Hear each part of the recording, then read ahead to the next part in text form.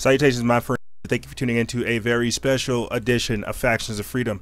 I was actually a guest on the show on the Wake Up Radio where we were talking about all things crazy. Let me tell you, the kind of questions that were flying out, the energy that was there, it was awesome. I cannot wait to do more work with them. But with that being said, and without spoiling too much, let's get right into the show. Wake up, wake up, wake up. On the Wake Up.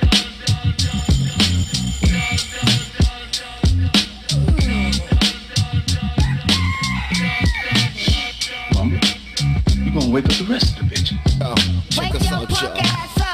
Yeah. Did you wake me up? Yes, I woke you up. On the Wake Up. They don't want to hear that Malcolm X shit. Man, yes they do. They need that shit. Now we give them a little something called a stay woke up. On the Wake Up. Wake up! Wake up! We paying for water and shit. Hello? Hello? Anybody home? Huh? Think, McFly, think. Wake up! On the Wake Up. Wake up! Wake up, son. You're gonna have to use something a lot stronger than coffee.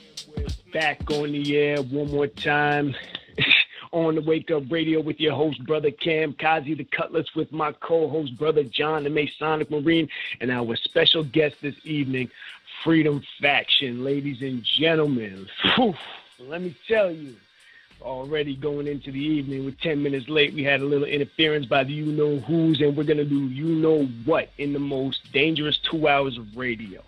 Gentlemen, how y'all doing this evening? How we doing this Sunday? I'm super. Thank you. Well. Thank y'all for having me. Bro. Yeah, man. Yeah, this dude's like a celebrity. Yeah, I followed this thing off the cliff, bro. Oof. I love his post, bro. Me, you are shit. It's funny. I've been following this brother since when, man, and it's crazy because honestly, I didn't even know. Big shout out to Ra on the boards, holding it down, licking shots back. That's Operator right there, man. That dude in the Matrix. You remember him, right? Yo, and big shout out to Cindy Ashby, our producer, man. She was the one telling me that you have a radio broadcast and all this shit, man. Like, I was just following you back when you were just dropping information. And then you already know, man, with the interference when they started changing the algorithms, and now people don't even come up on your feed anymore. What's up, man? What's up, Freedom Faction? Welcome to the show, man. Welcome to On the Wake Up Radio. Welcome. Thank you guys for having me. I mean, this is what it's about, really. Is having like a whole team of people to like understand like what we're going against, and literally trying to confront it, trying to combat it. You know, like look at how we're doing what we're doing right now, having this conversation about these things that are important, like literally trying to create this change. Like the problems aren't going to go away. Like we're talking about these algorithms where we don't show up on people's feeds or where they actually have to come out and come look for us, things like of this nature. Look at what we're having to do in response to what they're doing to conform us. It creates, I don't know, creativity. And this is good. It creates discussion, creates creativity, it creates opportunity. That's all I can say. Thank you guys for having me on. Yeah, thank you for being here. And we got some topics to go into tonight. But before we go on, I know one thing you really wanted to go into was where you're at with your process right now in the censorship and things you've experienced. And I mean, I want to preface that too because, okay, how long have you been on Instagram? What years? It's 2017. I want to say probably. I've been going hard on Instagram for probably about the past two, three years. Yeah. Yeah. We're going on 2-3 years on Instagram and season 5 on the podcast.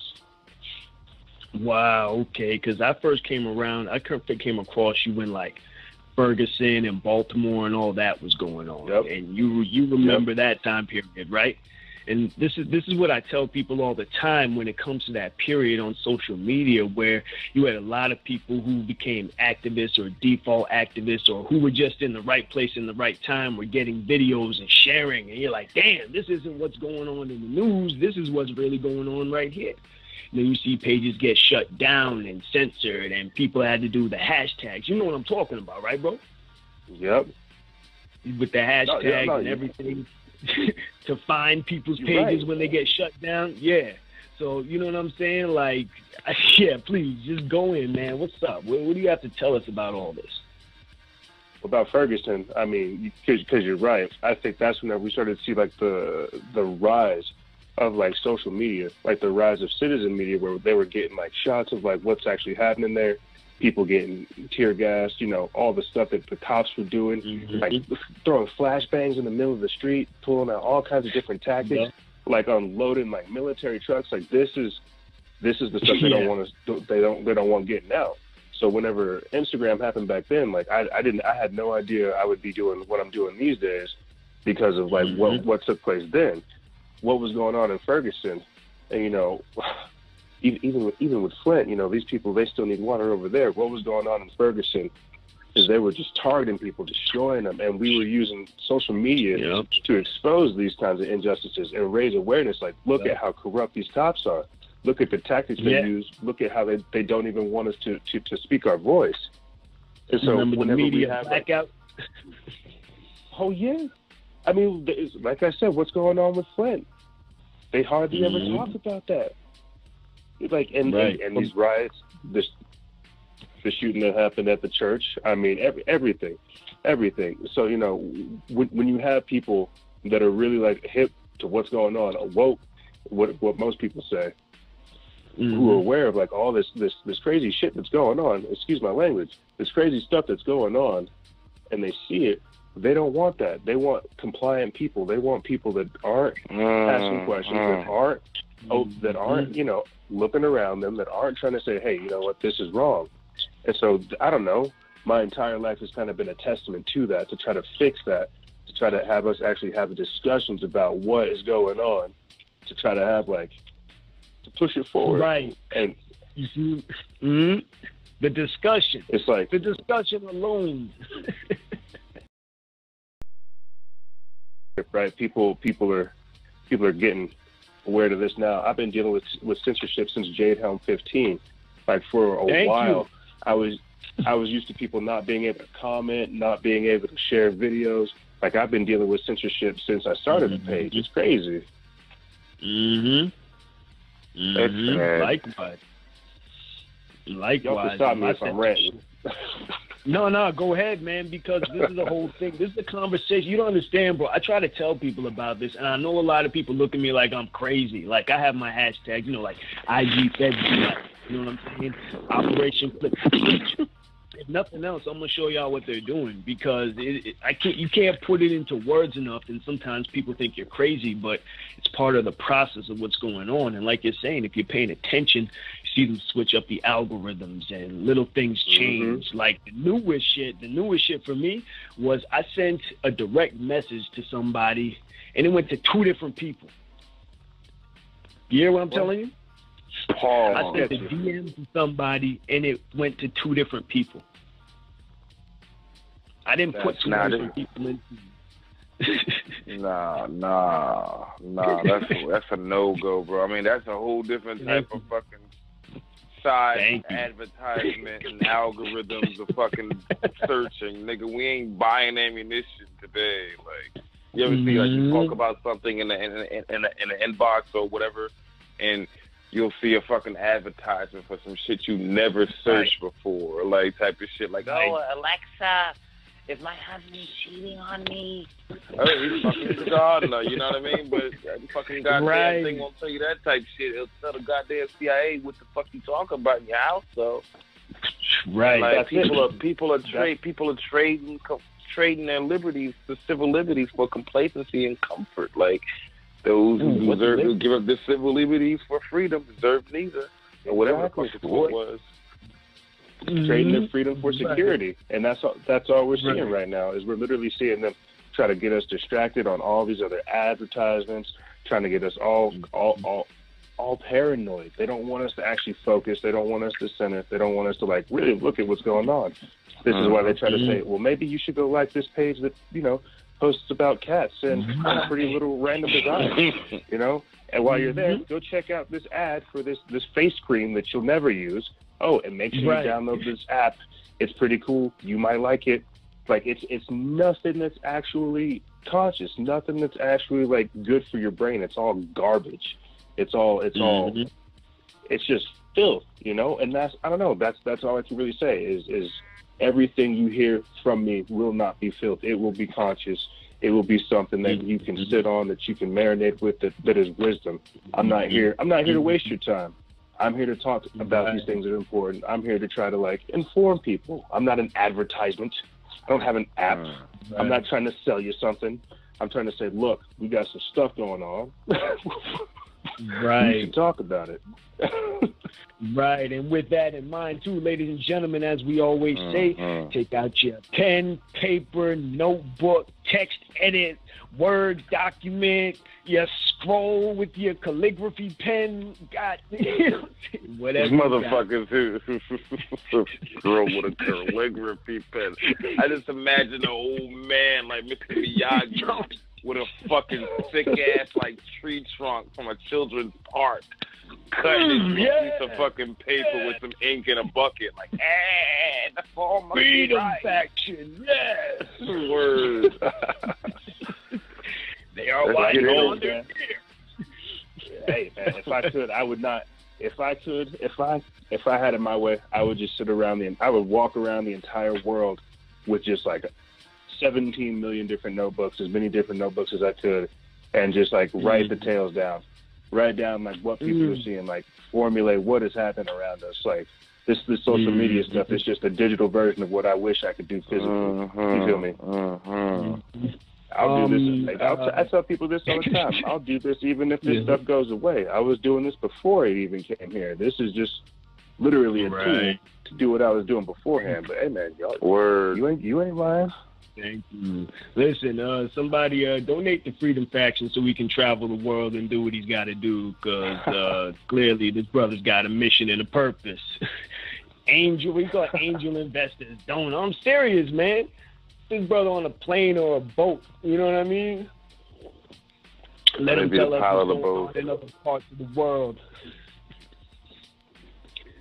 Man, yeah, we got a crazy show, ladies and gentlemen. I'm telling you, we're coming in off a high energy right now. We had a crazy interference on the way in. I just want to put that out there because that's the type of shit that happens when you do programs like this, when we have guests like this, just in general, you know, from the start. So we got to come out licking shots, because that's all we can do. We're going to go into this first topic, and I'm not even going to tell you what it's going to be, because they're already waiting to hear what we got to say. So why don't we just surprise them with it? Listen, you're on the air on the Wake Up Radio with your host, Brother Cam, my co-host, Brother John, a Masonic Marine, and our special guest, Freedom Faction. Licking shots tonight. Rob, blaze it. Today, thanks to an accusation from Anthony Rapp. You may know him from Star Trek Discovery, Rent. This is his story. In 1986, Kevin Spacey and Anthony Rapp become acquainted because they're both working on Broadway shows. And at this time, Anthony is 14 years old, and judging by this picture, looks even younger. One night, Spacey invites Rapp to a party at his apartment, and when he got there, Rapp said he realized he was the only non-adult there, so he got bored, he wandered into a bedroom, started watching TV. Then, well past midnight, Spacey came to the door, and Rapp realized that everyone else had left the party, saying, "My memory was that I thought, oh, everybody's gone. Well, yeah, I should probably go home." Rapp then said Spacey, quote, sort of stood in the doorway, kind of swaying. My impression when he came in the room was that he was drunk. Then Rapp says he picked me up like a groom picks up a bride over the threshold, but I don't like squirm away initially because I'm like, what's going on? And then he lays down on top of me. He was trying to seduce me. I don't know if I would have used that language, but I was aware that he was trying to get with me sexually. Rapp then says he remembers Spacey, quote, pressing into him, but then added that after some time he was able to get out from under Spacey and go into the bathroom, saying, I saw on the counter next to the sink a picture of him having his arm around a man. So I think on some level I was like, oh, he's gay, I guess. Then I opened the door and I was like, okay, I'm going to go home now. He followed me to the front door of the apartment, and as I opened the door to leave, he was leaning on the front door and he was like, are you sure you want to go? I said, yes, good night, and then I did leave. Rapp then saying he had not addressed the incident with Spacey and describes how difficult the rest of his life was as a result, especially since soon after the incident, Spacey's career began to take off and he saw him everywhere. And so after the allegations came out against Spacey, he released a statement on Twitter, writing, I have a lot of respect and admiration for Anthony Rapp as an actor. I am beyond horrified to hear his story. I honestly do not remember the encounter. It would have been over 30 years ago. But if I did behave then as he describes, I owe him the sincerest apology for what would have been deeply inappropriate drunken behavior, and I am sorry for the feelings he describes having carried with him all these years. This story has encouraged me to address other things about my life. I know that there are stories out there about me, and that some have been fueled by the fact I've been so protective of my privacy. As those closest to me know, in my life I have had relationships with both men and women. I have loved and had romantic encounters with men throughout my life, and I choose now to live as a gay man. I want to deal with this honestly and openly, and that starts with examining my own behavior. Kevin Spacey. And so coming out of all of that, I just have to ask, how the fuck do you get the headline, Academy Award winning actor Kevin Spacey comes out as a gay man? We're talking about two separate stories here. Being drunk, being inebriated does not excuse your actions. Last time I checked, if you got drunk before committing a crime, still a crime. If you got drunk and then slept with your significant other's best friend,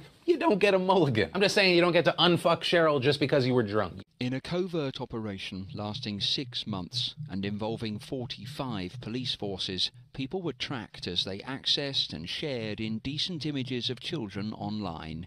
Among the 660 suspected paedophiles arrested were doctors, teachers, scout leaders and former police officers. The pictures people were looking at and sharing were just a click away, and these are the details of some of the cases. In one, a doctor allegedly had more than 1 million indecent images of children. In another, a foster carer was arrested whilst caring for a vulnerable child.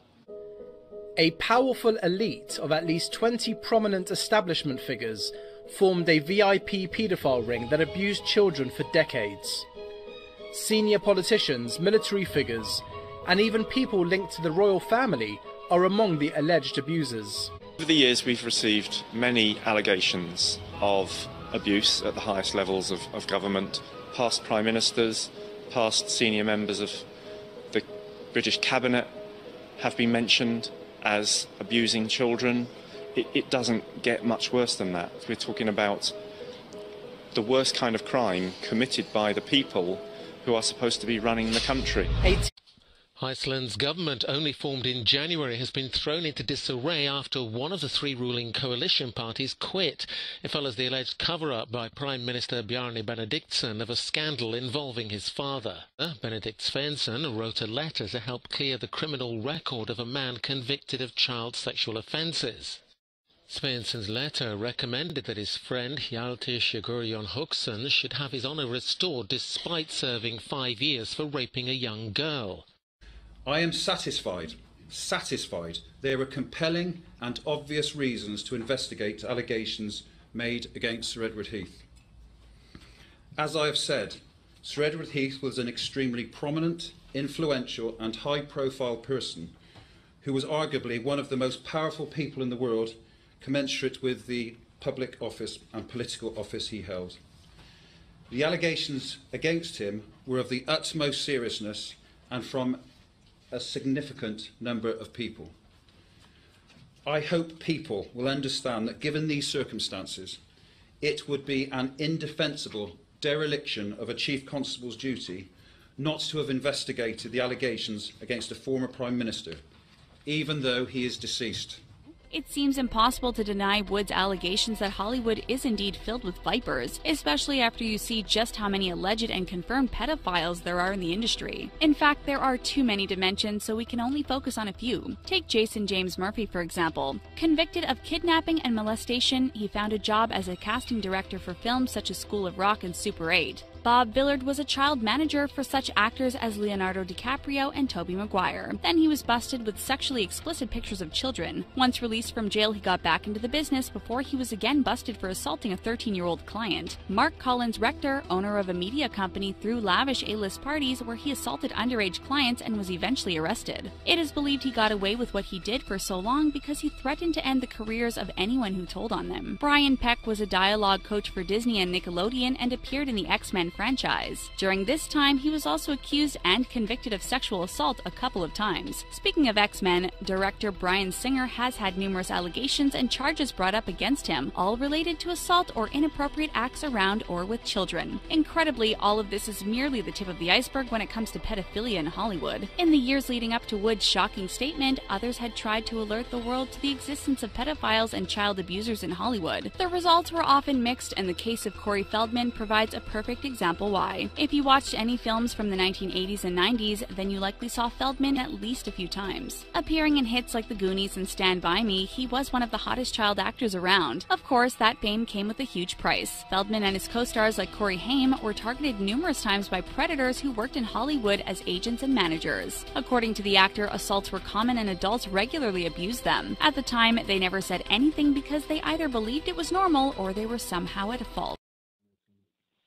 And we're back on the air with On the Wake Up Radio. Your host, Brother Cam Kazi, the Cutlass, my co-host, Brother John, the Masonic Marine, and our special guest this evening, EJ, Freedom Faction.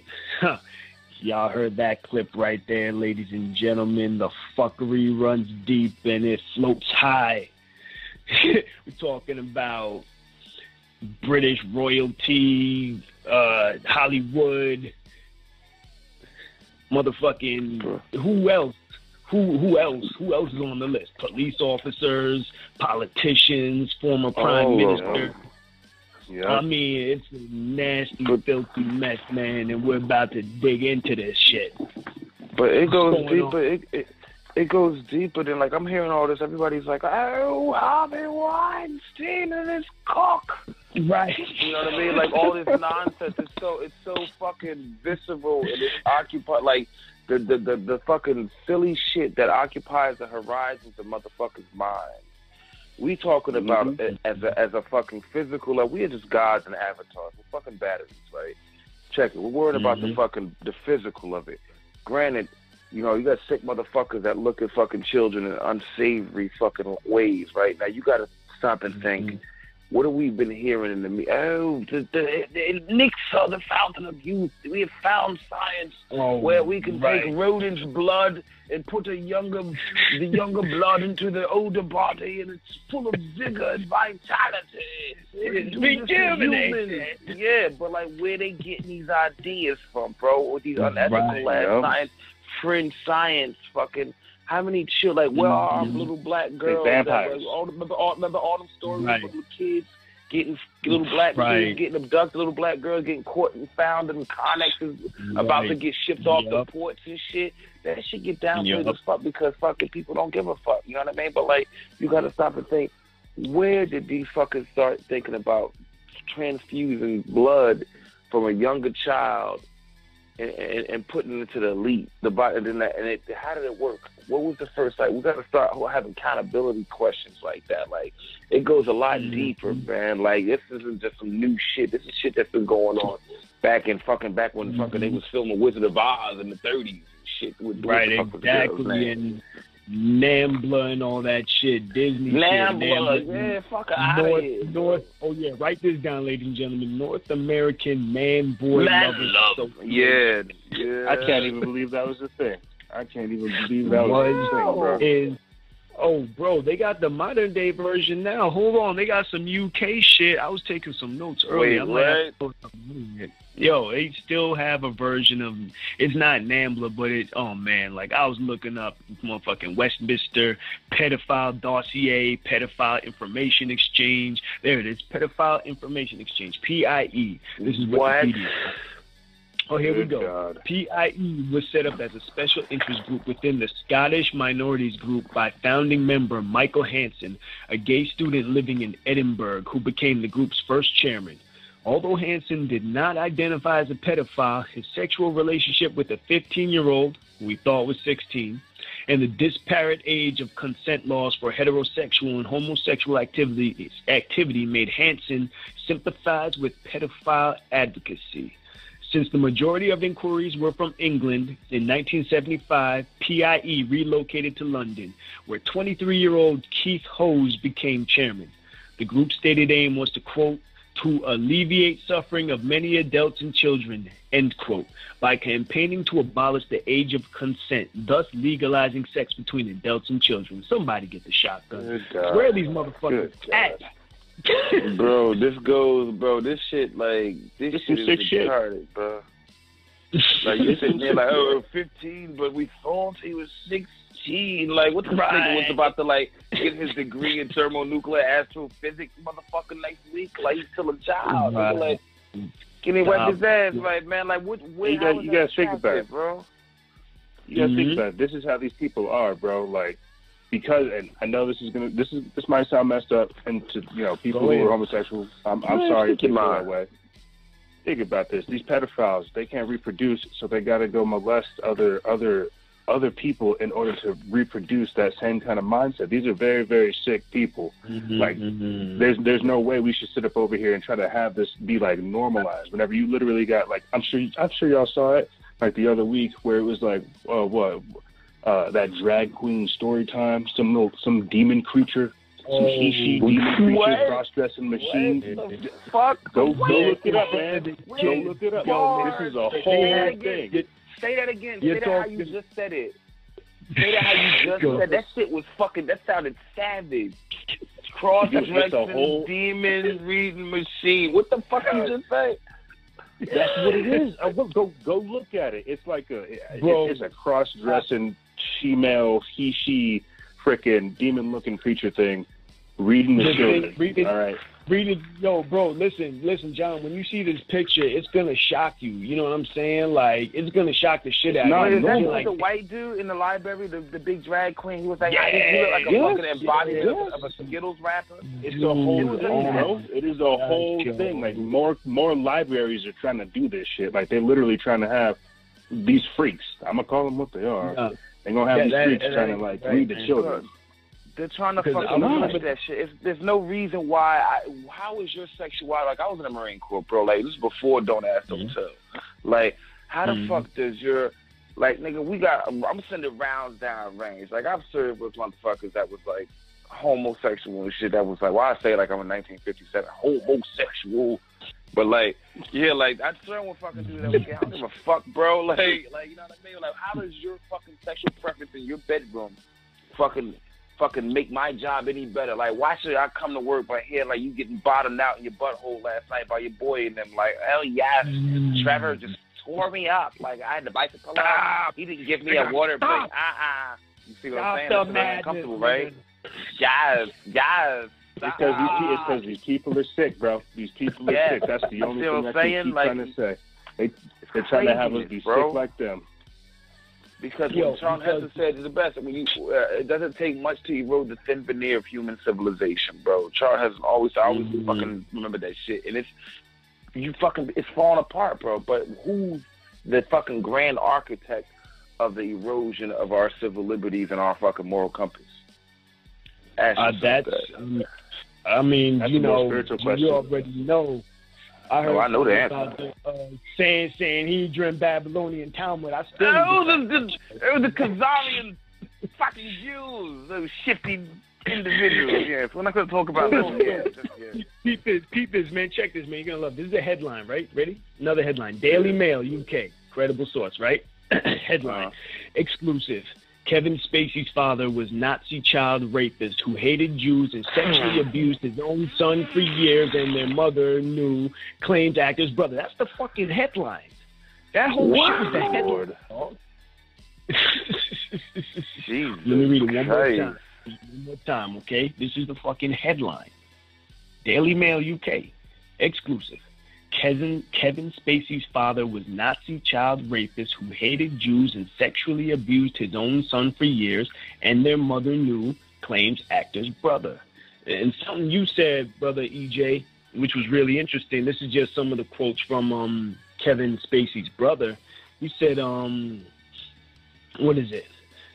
This is his brother. The Rod Stewart impersonator and limo driver claims that he personally didn't have children so they wouldn't inherit, quote, the sexual predator gene, end quote, from his father. This is why Kevin Spacey's brother didn't have children, he says.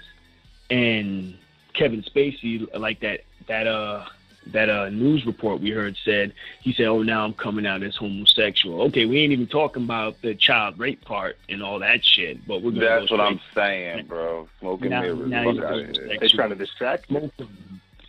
Right in your face.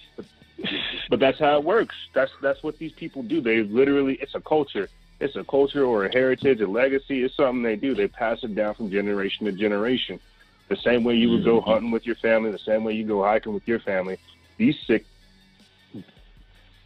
people. I had to catch myself. Dang, people ain't no fucking people. They're beasts. These motherfuckers are demons, bro.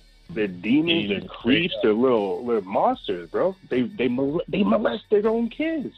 How do, but look, like, and they read. Looking at Hollywood, it's all over the place. They learn this in the I was reading the fucking. This is my new fucking my shit. I've been fucking engulfed in this lately. The subject content lately. I work at a synagogue, right?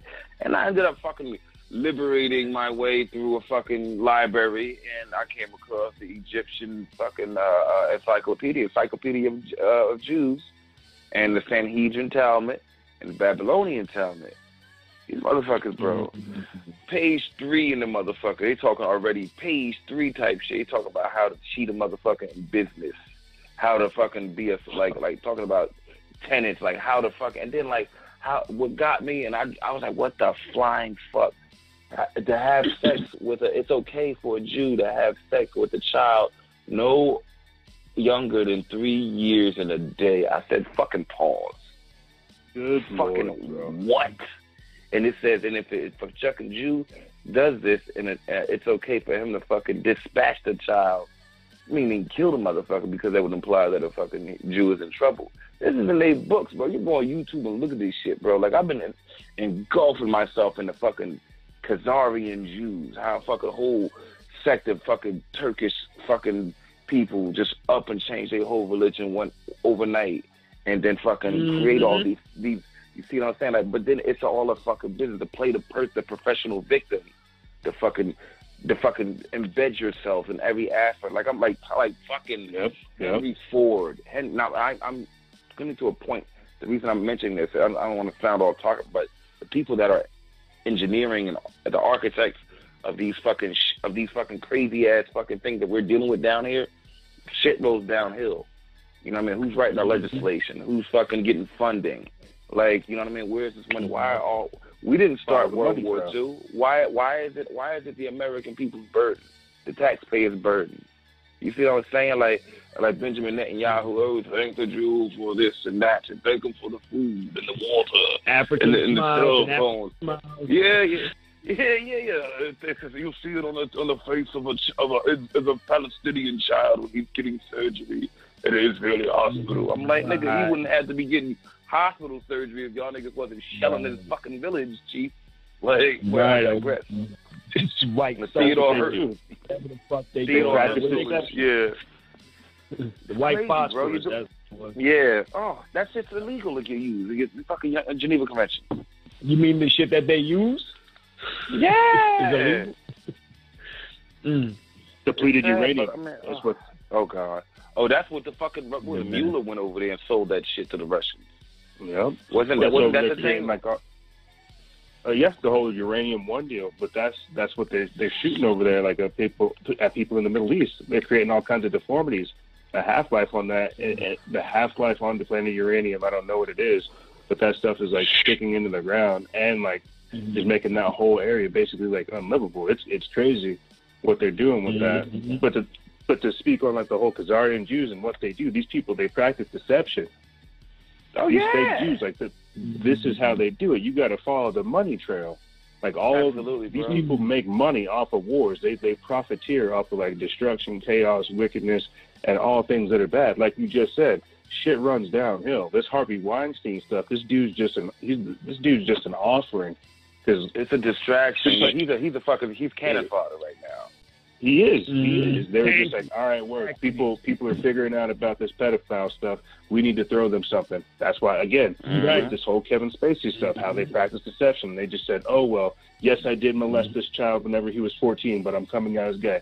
This is how these people work. They practice deception. They work off of wickedness. They profiteer off of evil. Like they don't profit from peace. That's what we're here trying to do. We're trying to make peace. And all this suffering and all this wicked stuff that they do, like there's no other way to get around it.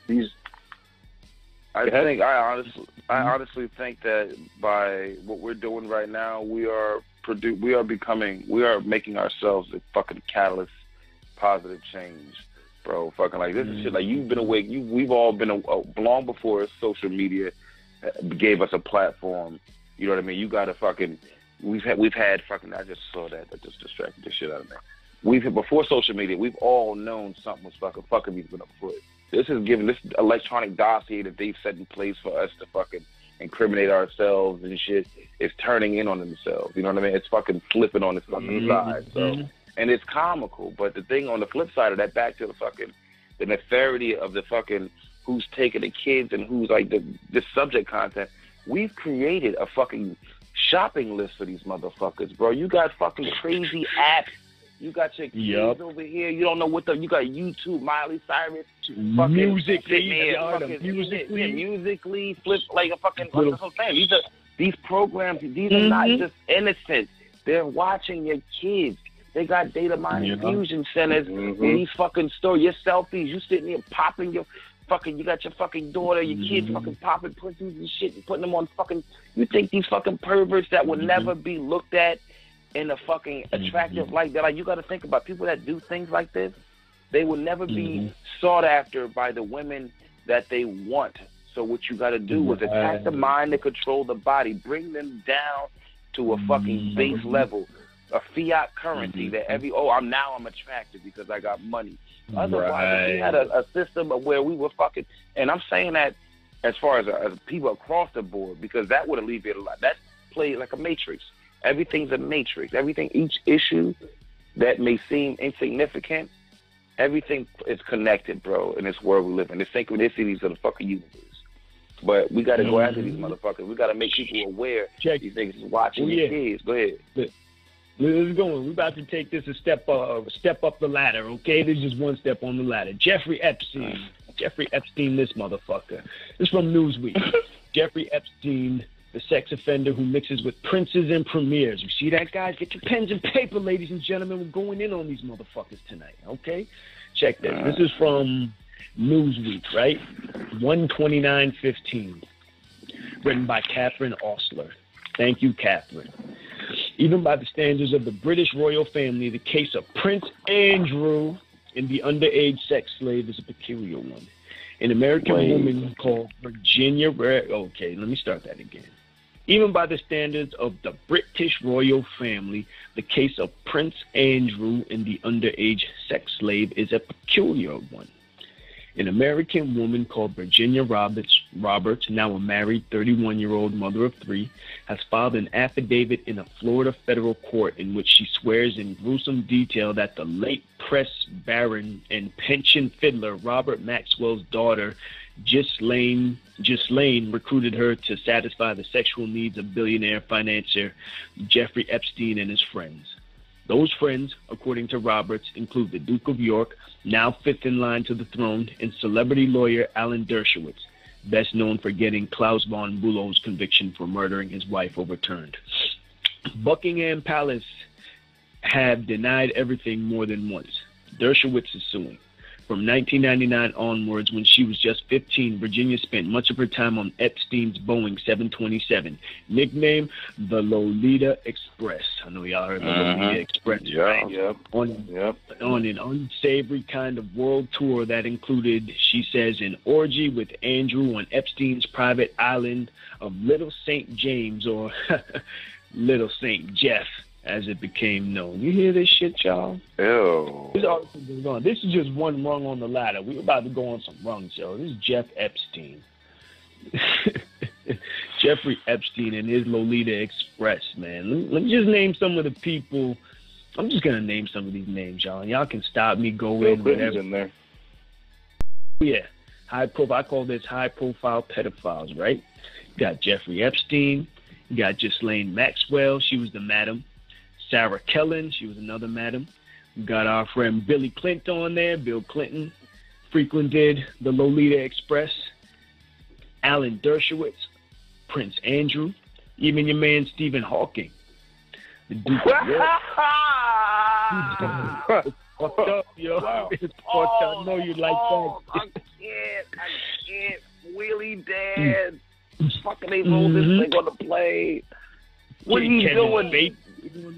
Yo, dude, who knows? Oh my God, keep on, please. I want to hear this list. Keep going. I'm sorry. But the thing, right. Chris Tucker was on there. Chris Tucker was on there. I saw that shit. Damn, dude. I said, damn, bro. What the fuck? Damn. It's deep. Is that deep? Yep. Donald Trump was on there. Lord Mandelson, whoever that is. Mandelson. Former Prime Minister Cyril Smith. MP, but I guess that's a member of parliament, Oliver Reed. Those are some of the people that came up in connection with Jeffrey Epstein, either as friends or as traveling the Lolita Express, going to you say parliament. You're not talking about George Clinton parliament, right? No, I'm talking about member of British Parliament. I'm talking with you. But yeah, but like different kind of fun. I know, yeah. In all seriousness, though, bro. But like these names and allow this shit to go unacknowledged. Like, these were the allegations, and this is the flight manifest. This happened so and so. These niggas is still fucking going to fucking drive-throughs, bro. Like, we gotta. At what point do we take, do we become the catalyst for be like, all right, enough? Like, when do you fucking, what's the catalyst for change? At what point is the fucking enough, the tipping point? I mean, for each, we're all men here. I mean, like, you got kids, or you may not. I mean, like, what point would you fucking say enough, you motherfuckers? You know, the answer's logical to me, honestly, but. So our listeners, right? You know, like right now, if you want the truth, man, I would be trying to. I feel for people that do have kids right now who have them like in public school, because of half the stuff they're teaching these kids. They teaching kids how to like do anal masturbation and all kinds of other like weird perverted nonsense. They do it, bro. Look this up. They are teaching some weird stuff to kids these days. Like we literally talked about before with that she cross-dressing demon reading the children. They try. I feel bad for people who have kids right now because they're really trying to scramble like the sexuality. They're trying to make them all basket cases. They're getting them young, and this pedophilia stuff, it's rampant. It goes hand in hand with this whole, and I know I'll probably catch slack for it, but this whole LGBT movement thing. Like they're trying to box it down. Yeah, they shouldn't. I don't care what you do behind closed doors, but you should not be trying to teach my kids that. And if this is the next generation, we need to be talking to them about like creativity, the Renaissance, history, truth, anything else besides sexuality. That's something they got to deal with internally. So it's right. That's where I would have to draw the line if you want the truth. And and honestly, I have to agree with that, because I say the same thing. Like, whatever grown, consenting adults do behind closed doors is their motherfucking business. I don't care what they're doing. But how is it that now, like you said, they're teaching children anal masturbation, all kind of shit? Like, what? Never, bro. When I was fucking 12, 13, I thought that until like 12, 13, in my mind, I swear to God, it's a true story. I thought that two dudes fucking, because I always heard about it, I never seen it. Like, you know what I mean? I'm fucking, just born in 84 and shit. So, that shit's taboo, man. You see two niggas walking hand in hand, you gotta smack them. Right. But, like, I thought if two dudes had a baby when I was a child, I thought the motherfuckers would have a head of a horse and the body of a human. That's the type of fucking sex that I had to do. Like, I swear to God, it sounds fucking hilarious. But that was my real ass thought. I was like, yo, that's where the fuck Minotaurs come from. Hercules was fighting them shits, but that's what I really thought until I fucking got a fucking clue. I was like, you're a dipshit, dude. I'm 16. Like, you're a fucking idiot. Like, you learned yourself. Like, you figured out. Right, clearly, that's not what happens. Maybe I can figure out how a baby says. You didn't have somebody go tell you. Like, you taught yourself. That's the beauty of it. Right. Oh my God, I feel like it's so simple. It took a while. I was slow learning, but I was like, but that was a real thing. That was the honest fucking thing. I thought that two niggas was fucking. He said, "Oh, Jeff," or whatever the fuck they call Steve, and then the fucking hour pops, a minotaur pops out. I'm like, well, that's how I swear to God thought minotaurs were born. Fucking made a little demon baby. Little demon baby child thing. Right. Demons born. Yo, with that, ladies and gentlemen, listen, we're going to go on to this break right here. You're on the line with On the Wake Up Radio Live with your host, Brother Cam, my co-host, Brother John, our special guest, EJ, Freedom Faction. Stay tuned. California took action against the toxic profiteering of Monsanto by putting glyphosate on its list of cancer-causing chemicals just last week. This happened after the state Supreme Court denied an appeal for Monsanto to delay the decision, which was made by the state's environmental office 2 years ago. Monsanto tried to fight this decision by the state earlier this year, and so far they've failed. Now, they are appealing the decision of the state to go ahead and label glyphosate as a probable human carcinogen. But if what's happened in the past with them is any indicator in the state of California, they're likely going to fail because the state of California understands science. And that's something that Monsanto has had working in their favor in the past, because they've been dealing with government agencies that are willing to put science aside and go ahead and side with industry in matters like we've seen with glyphosate. We're seeing with chlorpyrifos with DuPont, or Dow, excuse me, in recent months. So we finally have a state that's standing up to industry and saying, nope, we're going to go ahead and listen to the scientists, go with the scientific literature on this, rather than bow to big business like everybody else seems to be doing today. About the EPA first initially classifying glyphosate as a probable human carcinogen, 6 years later coming back and saying, well, no, we're going to say that it's not a human carcinogen. It actually happened around the same time that Monsanto had developed their Roundup-ready GMO crops that they were trying to get people to start planting all over this country. And of course, they needed to sell Roundup by the bulk at that point, so they ramped up their lobbying efforts in the early 90s. They met with politicians, as you pointed out. They paid big money to influence those in power to finally come out and bury the science and say that, okay, even though we've already told you it causes cancer, we're going to go back now, take it all back, ignore our previous studies that we conducted ourselves, and go with industry once again on this because you're spending big money and you're talking to the right people. California just threw all that out the window. Glyphosate is most likely causing cancer in people because we know that it causes DNA damage and actually rewrites the DNA in the lab animals on which it has been tested. It alters a living being's DNA. We also know that it takes as little as 30 minutes after exposure to Roundup for it to be visible and detectable in the bloodstream of a human being. 30 minutes to go from being around it to having it detectable in your blood. There was actually a sub-panel within the UN that said maybe it's not based on these studies. The media jumped on the subcommittee and said that WHO declares Roundup to be not a human carcinogen.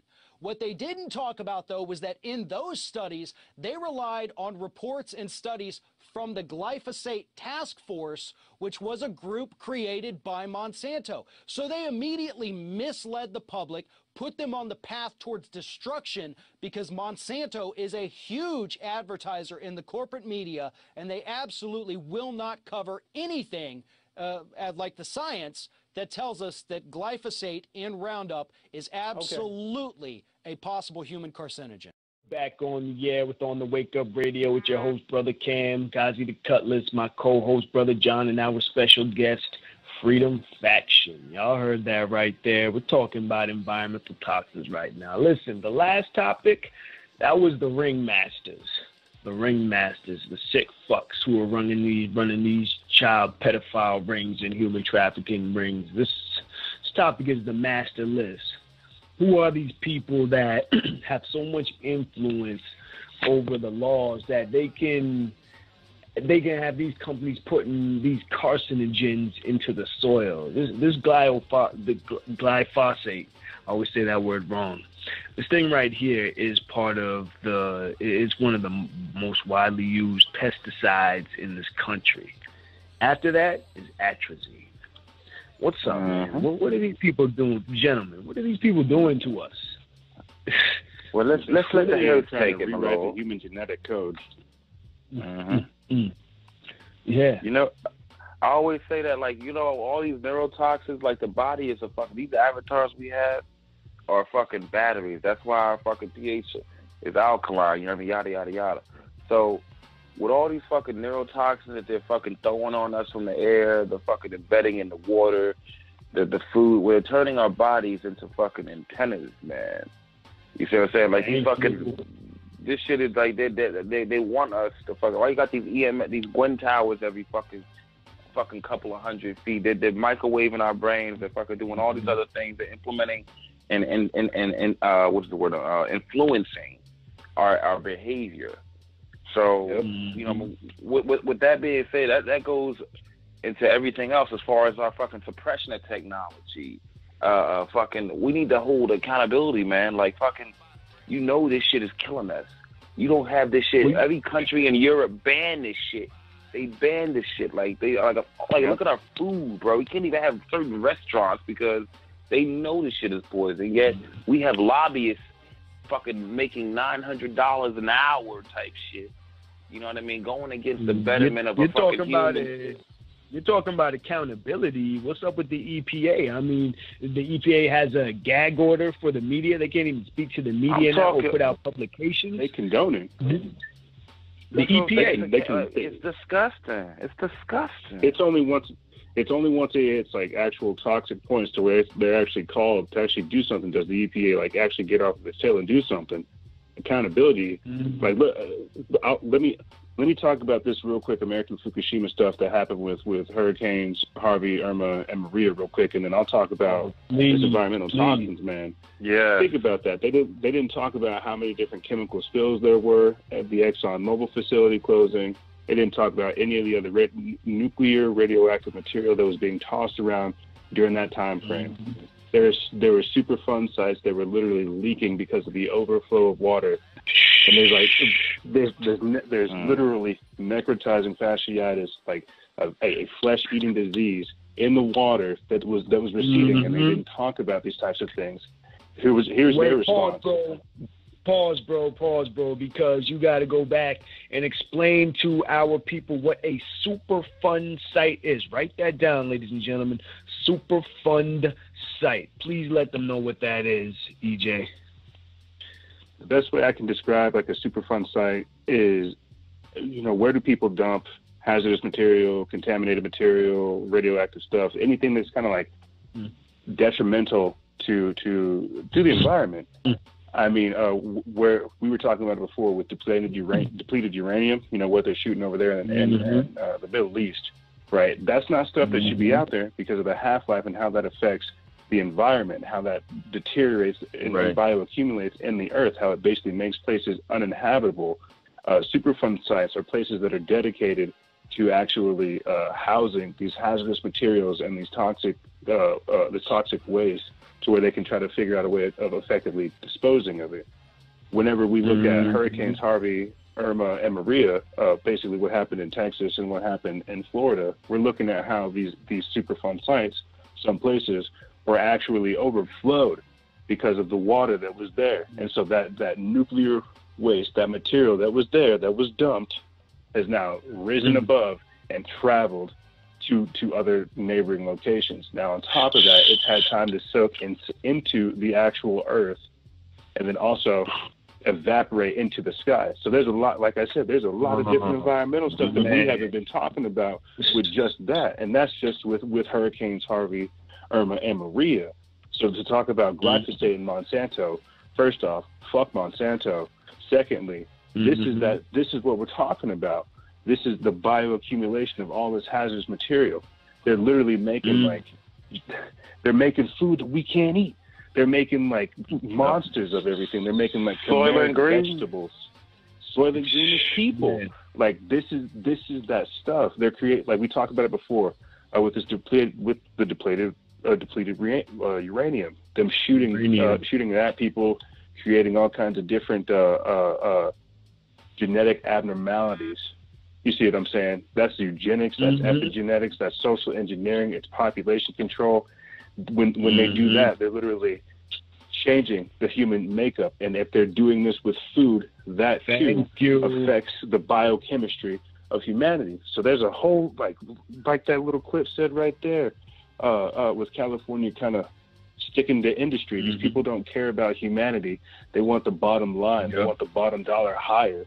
humans are just another number to them. They don't. It's crazy. It is crazy. You start looking at this stuff. You just mentioned the DNA damage. Yeah, you just mentioned the DNA damage. I just want to hit this real quick because this even goes into the next topic. These three chemicals, okay, glyphosate, that's one of them. It creates DNA damage. Atrazine, it creates generational damage. EMR, electromagnetic radiation, causes DNA fragmentation. I just want to, I'm going to put that, let me just read a little bit. I just want to read a little snippet of what each of these does, okay? Glyphosate, DNA damage.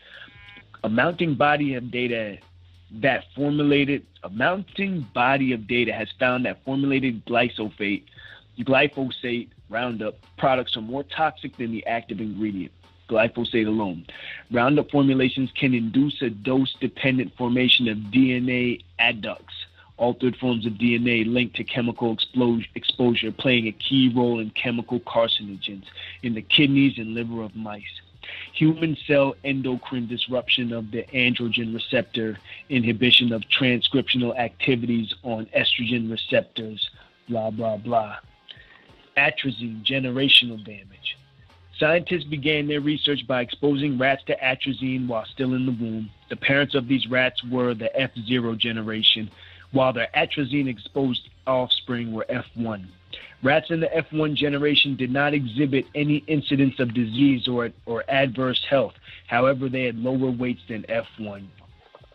F1 rats were then bred to produce the F2 generation.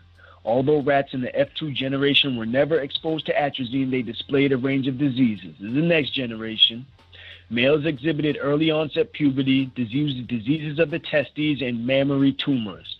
That means the males had breast cancer. Females exhibited mammary tumors and decreased body weight. While the F2 generation fared poorly, the F3 generation bred from rats in the F2 generation was even sicker. Basically, every generation of these that ingested the atrazine, it wasn't affecting them, it was affecting their children and their grandchildren. That's the same thing with the EMF radiation, where it doesn't just affect you or your children, but affects your grandchildren. So what's going on with that? What are they doing to us? What they're doing is fucking breaking us down, bro. Like fucking thinning us out. Like you know it's a target demographic, bro. They're going for, bro. Same thing when they created fucking AIDS, fucking, you know what I mean? That shit got out the box. You know, they was going for a specific fucking demographic.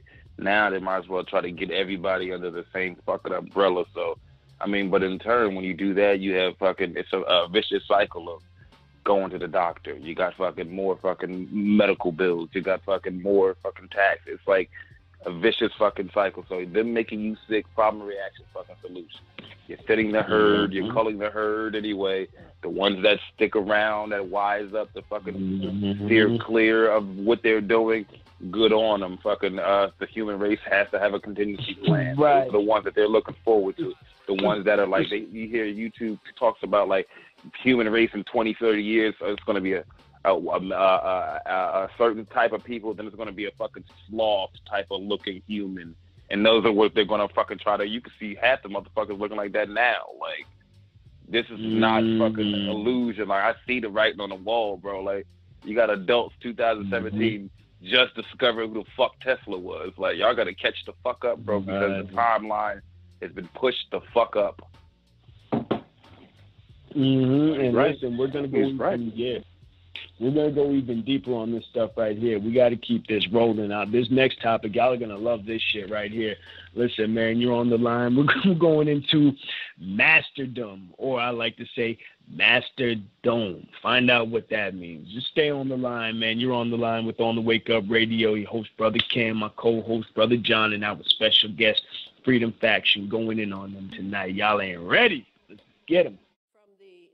The chemtrails and the difference between a chemtrail and a comtrail, to Chapter 8, where I go deeply into Clifford Carnicom's work on Morgellons. Okay, so that's done.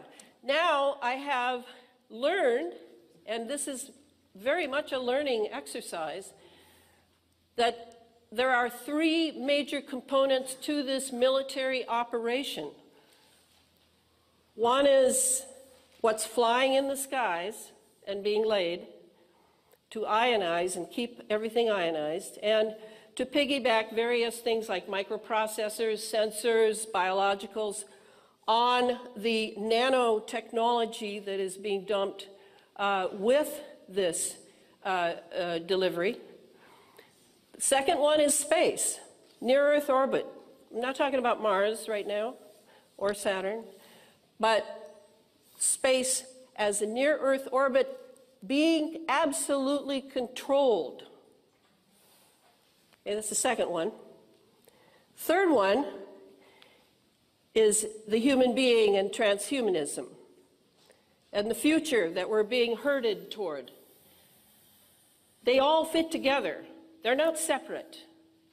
And that's going to be my challenge. It's in the Space Fence book, I pretty much build a total picture of how it works, as if the Earth and near-Earth orbit were a machine, being built into a machine.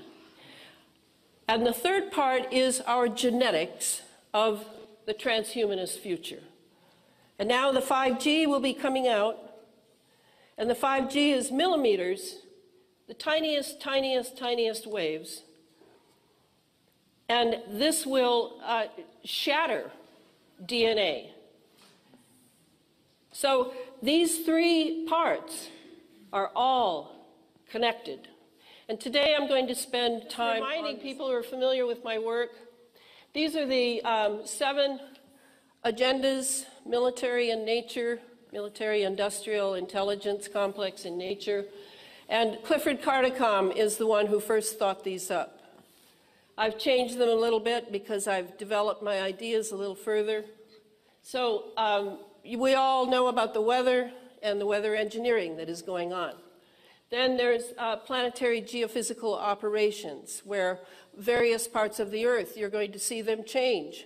It's not just a matter of the salt domes down in Louisiana collapsing and huge holes opening up in highways. There are going to be various things changed with weather engineering, and that's happening in New Zealand right now, in my opinion.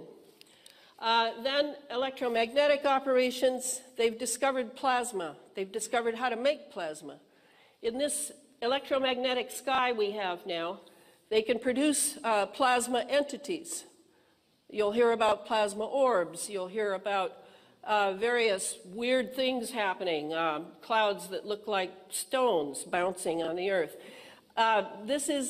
Plasma is the name of the game now, to discover how to use plasma, how to create it, and probably how to sell it, yes. So directed energy warfare, producing droughts in order to get nations to obey, in order to get nations to buy cloud seeding and ionizing cloud seeding. It's a moneymaker, and it's a way to threaten and muscle nations into a certain behavior. Biological transhumanism, I mentioned that. This all goes all the way from Morgellons to genetic modification. Surveillance and neural operations. This is mind control, to be very brief. This is completely mind control and easy to do. And finally, the last one, which is the most far out, I suppose, the detection and obscuration of exotic propulsion systems. And when I say that, we could include UFOs, we could include plasma orbs, but we could also include the discovery, which is quite, for at least 50 years, of anti-gravity propulsion and other propulsions. And we're back on the line with On the Wake Up Radio. Your host, Cam Cosby, the Cutlets, and my co-host, brother John, the Masonic Marine. And our special guest, Freedom Faction. Man, here we're talking about masterdom, or masterdome, as it seems. They're trying to create a virtual and digital dome around the U.S. and control, not the U.S., the Earth, and control us from the top down. I mean, the Terraforming motherfucking Truman Show, bro. I'm telling you, man, they are terraforming the planet, terraforming humans. What's going on? What's up with transhumanism? What's up with these EM? That was one of the. I don't know what rabbit hole I tripped down, but whenever I found transhumanism, all right, let me roll it back real quick. So she mentioned UFOs, plasma entities, and all this other stuff. Like basically the whole breakaway civilization, like the military-industrial complex running rampant, trying to terraform the Earth, trying to weaponize near-Earth orbit, and stuff like that, and how 5G is just going to come through and sync up all this stuff. That's what they're trying to do. They're trying to hack biology. Yeah, she said 5G will shatter DNA. Shatter DNA. I don't want my shit shattered. I like the way it is. Nah. Like, where were we in this whole conversation? They didn't even ask us if we wanted our DNA shattered. But they got your tax dollars, motherfucker. You see what I'm saying? Right. You see what I'm saying? Defund them. Defund them. Let's go hang out at DARPA. Let's go, like, break into DARPA and steal a time machine and go get high with Nikola Tesla. And then we can, like, write to him. Wait.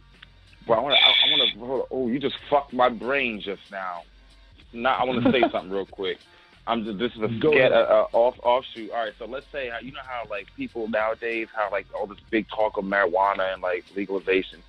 Cannabis was a currency before the intervention of Anglo-Saxons. So think about it. Think about it like this. And you know how any person you've ever known smoking marijuana, hanging out, laughing on the porch, cracking jokes, reminiscing. Imagine a whole civilization of fucking people, of ancient people that are advanced, dealing with hanging the fuck out, having correspondence with aliens. Can you fucking fathom how lit the past must have been? Grandmothers getting blazed, smoking fucking OG Kush next to a fucking TP, hanging out with aliens and shit at a temple or whatever the fuck. Like, to see how they shared information I'm writing a book about that shit, bro. But that shit, that's like crazy shit. I just thought about it. But you just popped that thought in my head. But back to fucking transhumanism and breaking into DARPA. We got to go break into DARPA to fucking see what suppressed technology is there. I'm sorry. Dude, are you familiar with IARPA or EARPA? IARPA. This is the shit, man. I was going, that's like DARPA. That's DARPA for college kids or something like that. Or DARPA for, I don't even know what it is, but they do all the same research as DARPA, bro. The research programs and, I mean, the things that are coming down the line right now. Space situational awareness. That's this thing. Yo, ladies, write this down because I've been learning about this. Situational. Yes, that's the thing right now. Space situational awareness, where it's a top-down approach. When y'all go back to this to the YouTube and watch it, you'll be able to see the video. This lady, it's actually called the YouTube video is called Final Warning. It's happening in America. The full spectrum dominance of planet Earth. That's a term that they're throwing around right now, full spectrum dominance. And they even have a new agency that a lot of people haven't heard of. They call it the National Geospatial Intelligence Agency, yo. Yeah, I've heard of that. You've heard of that. Y'all heard of this? Yeah. Yep. The NGA, this is like if you were to take Homeland Security and NSA and NASA and then create an agency in 2016, 2017, that's what it would be. Okay, but you just my bad. Go ahead. I'm sorry. After you. I don't know if y'all saw, but it was like a few months back or sometime earlier this year. You know how that video of Buzz Aldrin looking at Trump all crazy whenever he reactivated the space agency, right? They slid all that off. They completely dismissed the actual reactivation of the space agency, the establishment of a new military branch called the Space Corp, and all kinds of other stuff, all because they just wanted to have Buzz Aldrin looking funny sitting next to Trump while he read stuff. The whole thing that I've been documenting with Trump since he's been in office is this dude is way too tight with the military-industrial complex. What we're starting to talk about now is the breakaway civilization. We're talking about real deep state. We're talking about these people who are trying to like we said before, terraform the Earth. This is their end game. It's like that movie Elysium. They want to blast off to near Earth orbit, create like giga-death here on the Earth, have us kill ourselves, and then they'll come back down and repopulate this new Earth. It's a long-term plan what these people got going on. Well, I need an exoskeleton. I need an exoskeleton and a fucking pod. But go ahead. They like the show. What is it? The 100, the 200. Which one is it? Is it the 200? I used to watch that shit. Maybe it's 100. 100. The 100, where all the badass kids, they were in space. The Earth had reached this apocalypse or whatever, and they sent them down because the space colony was about to die or whatever. But that was the intention, that when after the nuclear war, you would send the humans back down. Those were the special ones that got to go to space.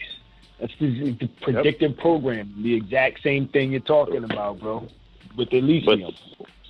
I got a question. Like, oh my god, what's up? No, go ahead. No, go after you, because I want to say we have Elon Musk doing his own venture, right? As far as with SpaceX, do you think and that's gonna end a lot of this fucking flat Earth, fucking rounder shit, and people fucking get up there, but. Do you think that he will have to fucking sign the NDAs, him being a fucking private civilian, entity away from a government organization? You think he's going to have, if he comes across some, or he sees some shit, because everyone's heard of fucking extraterrestrials and working alongside the ISS and shit with like 9 foot tall fucking humanoid fucking creatures and shit like that. I've seen those documentaries, but like, at what point do you think the truth will become frayed? You know what I mean? We're sitting there like, oh yeah, fucking Elon Musk is having SpaceX. Do you think it's going to be the same old song? Or do you think he might be like, look, bro, everything was real, or it's all fucking full of shit? Like, what do you think? That's just a thought that just popped into my head and just now.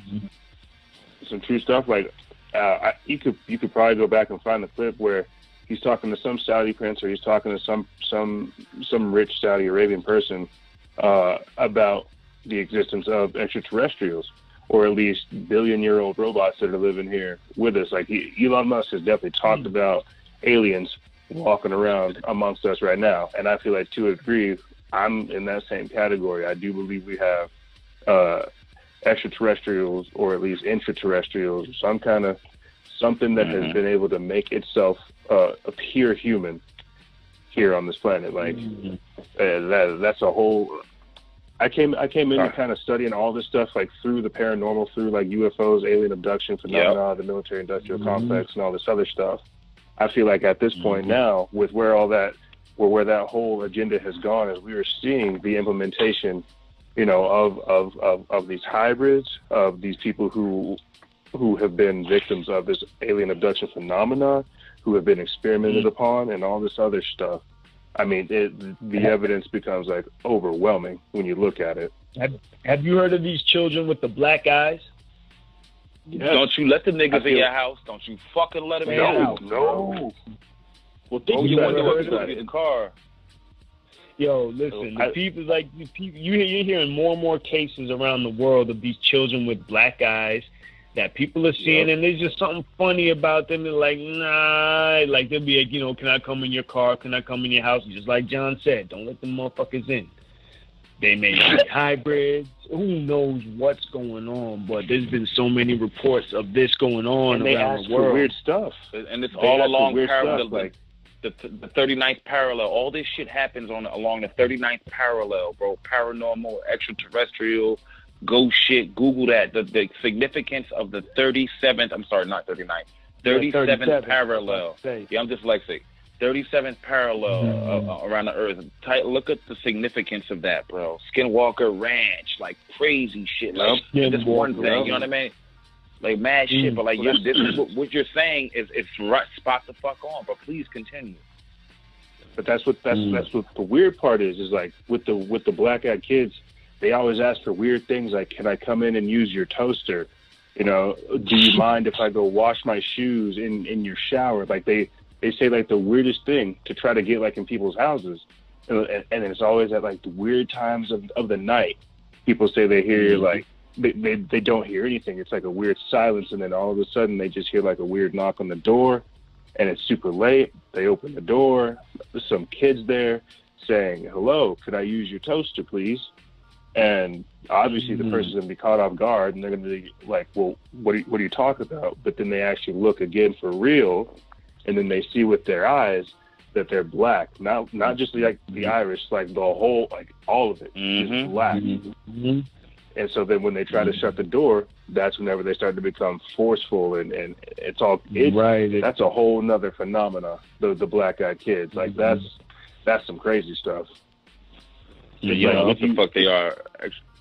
Robots, fucking, hybrid, alien, extraterrestrial. Yeah, you don't know. But I would think nothing is impossible in this realm, bro. Like time slowing down, CERN particle accelerators, doorways to different dimensions, extraterrestrials, your government taking your tax dollars, Jews running the world. Nothing's impossible. Even some of this stuff, I think. Oh no, go ahead. I was just saying, we were talking about CERN last week, and even RT News was talking about how scientists fear that, or we're looking forward to opening portals and maybe looking in other worlds or bringing something back or sending something over there. Like, this is within the realm of science right now. Like I think you said it earlier, EJ, like it's not fringe science right now. What we call fringe science is science. What we used to call fringe science is science, and fringe science is some next shit that people need to do. But it's going to other dimensions.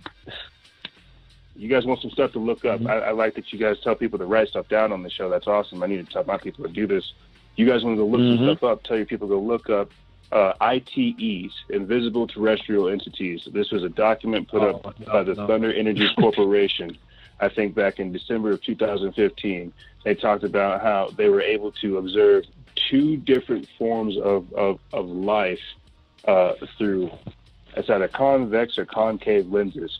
Basically, they were saying because they were able to switch through the spectrum of how they're perceiving light, they were able to see like 2 different types of entities. Ones that were hovering over military installations, and ones that were hovering over like population centers. This is like documented. Y'all, you can go look this up. Like, this is published. Thank you, bro. This is something that is like out there. Like, they are definitely having effects whenever they're colliding particles, whenever they're doing this type of high occultic. What I consider it like occult science, because it is. That's exactly. It's going. That's where it comes from. That's where it comes from. It's techno sorcery. You know, this is the technotronic cauldron. That's a sexy word. This is whenever they start to mix science and technology. You know, or magic and technology. They're trying to literally like see what's on the other side of the veil. Like, this is some very stuff, and you got to think energetically when they're doing these types of things. Whenever they're conducting these types of experiments and peeking through, that energy has to come through here in one way, shape, or form. If we're aware that energy can neither be created nor destroyed, merely shifted and changed, well, that exchange has to happen somewhere. We are having extra dimensional energy come through. And it's because they're conducting these experiments. And on top of that, you've got these witches, these occultists, these Satanists, these Luciferians, these people who are doing all this other occult, I don't even want to call it magic, but this witch, I don't know what you would call it, just evil stuff. Sorcery. Who are listening. Sorcery. Wickedness. Who are practicing this stuff, and they're getting the information from them. It's these entities on the other side of the gate that are saying, sacrifice these kids, build this technology, collide these particles, create this outcome, extract the energy, manipulate it this way. It is whatever is over there that is telling them to create these things that is trying to have a foothold here in this reality. I know that sounds crazy. But no, that's exactly how I feel. I mean, and last week we were talking about that with CERN, how to connect what both y'all are saying, CERN was created, what they say, John, on top of the mountain of Apollo, or the temple of Apollo, which is also the gates to the underworld, right? Yeah, I'm like, gates to the underworld, for one thing. Like, what, you know what I'm saying? Like, and then temples and all that stuff are on the ley lines. Yep. The ley lines, those parallel. And the slaughterhouses on ley lines too. Shit, like vibrations, man. Like, but there's significance to that. Like, when they do shit like that, like make a fucking 2017, whatever, you making a on top of where this allegedly is. Like, you're scientists. You gotta know something else. You see what I was saying? Like, don't play my intelligence. Like, everything you just said, bro. That shit just got no homo, bro. That shit just got me moist. Like, my man part is moist, bro. Because this is the things that I think about. Like, my thoughts, like, not being able, like, being able to nothing is impossible to me. I'm Native American, bro. Like, I'm a 32nd degree Master Mason. I look unorthodox as fuck when I have, like a knowledge. I'm a plethora of knowledge. Like, and I always think about this. What you just said. Not being able to, like, learning the lenses and the new machines, to see new things that have never been seen before, the record and research it. I've been waiting for that. Like, I've been fucking waiting. And then you telling me I'm about to be busy tonight looking at that shit. 'Cause I need to know about that documentary. Listen, we gotta keep it rolling. Listen, we gotta keep it rolling. We're gonna come back on the other side and continue this conversation. Yeah, you're right. I'm slipping. You already know. Now we all slipping, man, because we all got a clock here. We know what time it is. Right. Producer's probably over there pulling out somebody's hair, not our own hair, but somebody's. Listen, you're on here with Wake Up Radio. Host Brother Cam, my co-host Brother John, the Masonic Marine, and our special guest, Freedom Faction. Listen, we're coming back at you in a moment. World enters a fourth industrial revolution. Technology is moving beyond mere automation to intelligent automation based on computer systems that think, move, and operate faster and more efficiently than humans. The pace of change is exponential. Consumers, producers, and governments are working hard to keep the pace, while recognizing the massive benefits this brings. The development of new technologies brings novel capabilities, and with them moral questions not deliberated before. To what end should human enhancement technologies be deployed? How will gene drives progress if we proceed at the rate we are today? Even when norms are set, how will the field be monitored to ensure adherence? In addition, new technologies are leading to a world where human labor is being rendered redundant, with an expected 7.1 million jobs to be lost to cyber automation by 2020. Notably, many safe professions requiring considerable training, such as radiographers, accountants, judges, and pilots, appear to be at risk. Other jobs, particularly those that are highly creative, unpredictable, or involve dealing with children, people who are ill, or people with special needs, appear less at risk. While the ethical issues to be addressed are numerous, several benefits come forth across various government entities. The introduction of robots and AI in the marketplace, for example, will enable a level of automation, personalization, and prediction never before possible. The transport sector will drastically change with driverless vehicles that can perform deliveries and public transport systems safely, quickly, and without the possibility of human error.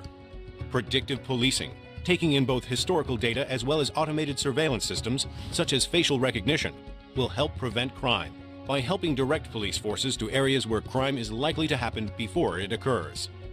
In education, AI can mark exams at an unprecedented rate, as well as observing the areas of weakness in a student's education and providing adaptive learning programs to compensate for the weakness. AI can also take in various factors, such as age, gender, and diet, comparing them against input symptoms, blood tests, and genomic data, for comparison across a wide database to personalize patient diagnosis and treatment plans. Healthcare in particular is set to be influenced by a variety of advances which improve personalized medicine.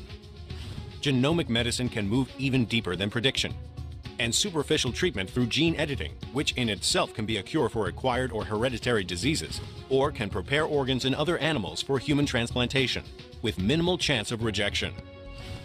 The rise of a new technologically aided eugenics movement, where only desirable children are raised to term through genetic manipulation, might be one major danger of gene editing. The government can mitigate such instances through the support of genomic data provision and analysis, an honest approach to data privacy, education of professionals and the wider public, as well as the support of international cooperation through debates on various ethical challenges. The rise of genomic medicine will also lead to advances in the field of biometrics. Quick access to DNA data will partner with programs capable of scanning for other physiological variations, such as vein, iris, fingerprint, and palm patterns. Additionally, behavioral biometrics, such as signatures, keystrokes, and voice patterns, are becoming more easily and accurately predicted. There are many benefits to such technologies. Digital services can be secured, ghost workers and illegal labor can be controlled, elections can be more accurately monitored, and borders can be more strongly protected. While this much data will be an advantage to any security program, the risk of deviation in the use of biometric data from its original intention requires governments to ensure public trusts to gather such data. Such scientific and technological advances require government support, involvement, and mediation. New legislation and policies will be needed to minimize the loss of human employment and mitigate the abuse of genetic editing technology. New law enforcement targets must be put in place in light of available predictive technologies, while new controls for prejudice must be considered, especially in the early stages where AI rely on historical data captured by humans. In support of such technological developments, many bottlenecks during the implementation phase may have to be removed, with skills and information needing to be disseminated. Progress may be inevitable, yet our response to such progress is still within our control. And we're back on the air with On the Wake Up Radio. Your host, Brother Cam, Kaji the Cutlass, my co-host, Brother John the Masonic Marine, and our special guest, EJ Freedom Faction. You all heard that right there. You know what it is. This is the digital world. This is Skynet. This is Blade Runner 2049. This is Rollerball. What's going on? What are they telling us? What are they telling us, man? What's this new world that we're looking at? What's this brave new world that we got coming to us? I think you said it already. We're living in this new world order. Word. Mm-hmm. This Minority Report of things. Check out Minority. Predictive police programming to use historical data from humans. Nigga, like people, you gonna have racist RoboCops that are like, nigga, like come on, like your hairline back on top of your head, like Peter Weller, back it off. Right. That's when the AI can see us. They can't see us on PlayStation, but they can see us with the Terminator robots, right? Word. Like, come here, I know your facial recognition, and you can run faster than me. Out of here, bro. Like, fucking shoot you in the back and shit. We ask you a question type shit. Like, that's crazy dangerous, bro. Like, that's crazy dangerous. But, like, all these good who's fucking having all these good idea theories? We should have, as American people, you pay your taxes, like, everything that's voted on in this country. This is not a democracy. This is a fucking joke. Everything that's voted on, this shit should be, people should have a chance to vote on what they want their shit spent on. But I'm just saying, like, as far as, like, these laws and shit, like, I don't want my tax dollars to be used to fucking, I shouldn't fucking loathe the presence of a fucking cop. Like, red, white, and blue symbolizes freedom until them fucking colors is behind your ass in traffic. Then you sitting there sweating. You know what I mean? Like, you don't be doing nothing wrong. Like, it's crazy. Like, don't give these motherfuckers no more power. Literally paying for the kill bots, ladies and gentlemen. Elon Musk even said, he was like, he and a whole bunch of scientists like, listen, y'all, you cannot automate weaponry. He was like, do not add that AI to weaponry. Do not automate weaponry. It's going to be a problem for all of us. It's saying this all across the board. They just said, I wish I could pull it up on my Instagram right now. They just said this a few weeks ago, a month ago, a few months ago. Only reason I laugh is because I'm like, yo, do they not watch a movie? Do they not know that, like, this is how you get Terminators? This is how you get Skynet? This is why they're watching movies. They to machines. They want it. They gotta call the herd. They have to call the herd, man. Like, this is how they're gonna do it. Oh, it's so quip and edgy until the shit fucking heart malfunctioned and killed 17,000 people, but we'll have the new fucking model up next month. It'll be fuck out of here, bro. Like. Give me the Let's go.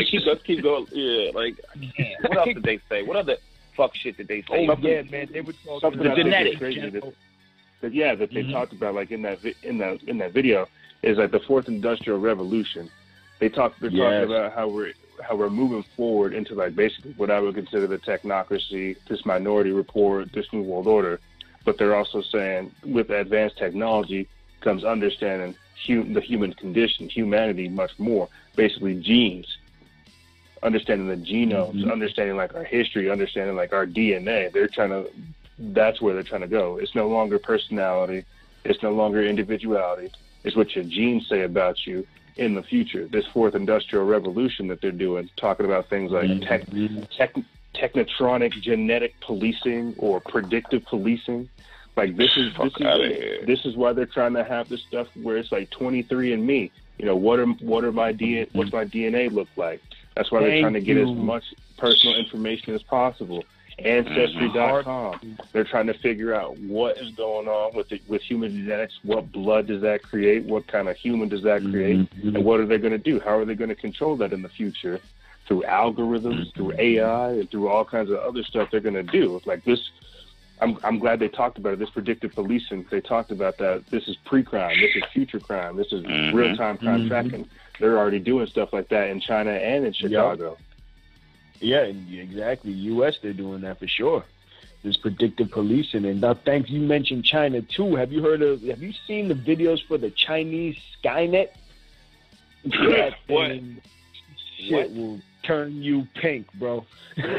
Chinese Skynet. You all got to look up this video. Yo, this thing, when I tell you, it's just like the regular street cameras in, New York or something like that.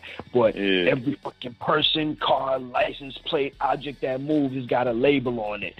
Everybody, you know who it is, facial recognition. Let's zoom in on this cat. Like, if you're a criminal, it's probably a red tag above your name. They could touch screen that and deploy police to come get you if you're a fugitive, if you have a warrant. This shit is bananas, yo. This is like Trapwire on steroids, yo. If y'all don't know what Trapwire is, the audience, look it up. Trapwire. Y'all know that's that police facial recognition that came out in the Stratford emails back, 10 years ago, 8 years ago, something? That's crazy. Yeah. That's the facial recognition. I can't. All these police departments are having added to their databases. It's facial tech recognition on a whole other level right now, and this shit is crazy. But what don't even know what is Snapchat? What is Snapchat? You know, what this new iPhone X? They talk about Touch ID and Face ID. Oh my God! We're giving it to them. Willful compliance, right? And what they saying there, biometrics, right? Biometrics is a big thing. The face, the eyes, the fingerprints, the vein impressions, the veins on your forearms. Oh, yeah, in case you get your hands chopped off, they got your veins. Don't worry. What? They got your vein impressions? You know, girls going to be like, let's see what he looking like. You know, fucking chick, let me see how veiny it is, guys. Fuck all that. We're going the wrong way with this technology. We're going the wrong way with these resources. We're fucking, we need to be fucking going and disclosing suppressed technology. We're going at advancing technology the wrong fucking way. We need to go to the Vatican. We need to go to DARPA. We need to go to goddamn Dulce. We need to go to goddamn Groom Lake. You know what the fuck I'm talking about. We need to go to these places and look, we need to fucking know what we got, what we've found, what we have reverse engineered, what's applicable. Because we could be living in a fucking wild-ass utopian society, but we got a couple of motherfuckers that are holding a helm for their own morals, thinking that they know what's good for the betterment of us. These are our tax dollars that go to the fucking Bank of Canada on our fucking birth certificates that fund these fucking wild endeavors that we have no say in. We need to find out what the government knows, like as far like Tesla's papers. When this motherfucker died, like they was in there, they descended down at his hotel in New York like the hand of fucking God, bro. Like the death rate with the fucking drone. That's with the fucking with the fires in North Carolina right now. That's the fucking implementation of Tesla's fucking death beam, man. Like what do you say? He took mercury, fucking vibrated it up 50,000 times. What was it? He vibrated mercury 50,000 times and created the death ray. Like how did he know how to do that shit? But he wanted to know. You see what I'm saying? Yeah. And he talked about making a time machine, the USS Eldridge. When he did the USS Eldridge, they knew this motherfucker was like hip to the game. That's why they, you know what I mean? They keep shit quiet. Like I want to know what else is there because we could use that. One guy could use that. I might not be fucking the smartest dude, or you not be, but one person somewhere in a garage that might have a fucking degree in thermonuclear engineering or some shit. But like, look, I got an idea for that. That changed the world. Oh, that's what we need to do. And just to caveat off of what you're saying, though, man, that's where we're headed with the genetics. And this thing, like, we can't even bust open the whole genetics topic like we want to on the show right now tonight. But the whole genetics thing, like, look up CRISPR, people, CRISPR, because that's the gene. editing shit. It's gene editing. Basically, to the point now where in the next 4 or 5 years, people are gonna be able to write genes in their garages and then create entities, whatever the fuck they want, off of this genetic material. Babies. Yeah, man, designer babies. And one thing I was looking up on the DARPA site, the DARPA, whatever test site, whatever the fuck you call it, I was looking up. One thing they want to develop is technology to identify engineered biological material. So I guess you walk by the big, oh shit, you got some manufactured DNA in you. I don't know, that might go back to the DNA patents, or maybe not. But listen, ladies and gentlemen, we're going to keep it rolling. You're on the air with On the Wake Up Radio. It's your host, Brother Cam, Kazi the Cutlass, my co-host, Brother John, and our special guest this evening, Freedom Faction. Listen, ladies and gentlemen, I'm going all the way in on them tonight. Stay tuned. If you want to call up the show, number is 678-603-4393. Again, the number is 678-603-4393. You're live with On the Wake Up Radio. Jay Powell's appointment as chair of the Fed. I bring you now Peter Schiff, CEO of Euro Pacific Capital. Big news today. What can you tell us about Powell? What might we expect? And I want to get your opinion on him. Well, it's just more of the same. But, you know, Powell embodies everything that candidate Trump criticized when he ran for office. You know, he was very critical of Janet Yellen. She was acting politically. She was keeping interest rates artificially low. She was doing political stuff. She was trying to prop up the stock market. She was trying to make things look better for Barack Obama, to make it easier for Hillary Clinton to win. And his criticism was right on point. I mean, he was exactly right about what the Fed was doing.